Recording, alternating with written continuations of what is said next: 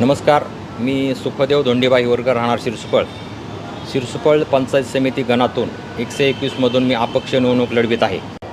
शेवटी अजितदादांनी 2 सुपा आणि शिरसुपळ गण BJPला सोडलेले होते आणि आम्ही एकंदरच आमच्या गणातून माझ्या माहितीप्रमाणे 24 लोकांनी पक्षाकडे मागणी केलेली होती. त्यापैकी 23 लोकांनी काहीतरी पक्षाकडं फॉर्म जमा केले.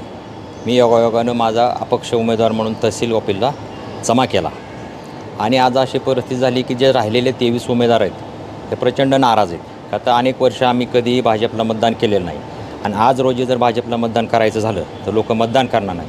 त्याचा मला जे काय राहिलेले 23 लोक आहेत त्याचा मला राहिलेल्या त्यांच्या मताचा आणि सारासार सगळा विचार केला तर मला ते चांगल्या प्रकारे मतदान होईल आणि मी निवडून येईल. ज्यावेळेस आमच्या फॉर्म भरले त्याच्यानंतर दुसऱ्या दिवशी हे सगळं जिल्हाध्यक्षांनी भाजपच्या पत्र काढलं. भाजपच्या जिल्हाध्यक्षांनी पत्र काढल्याच्यानंतर भाजपनी बारामती तालुक्यामध्ये पंचायत समितीला 11 जागेवरती AB फॉर्म देऊन उमेदवार उभा केले पंचायत समितीला आणि जिल्हा परिषदला 4 उमेदवार भाजपनी AB फॉर्म देऊन उभा केले.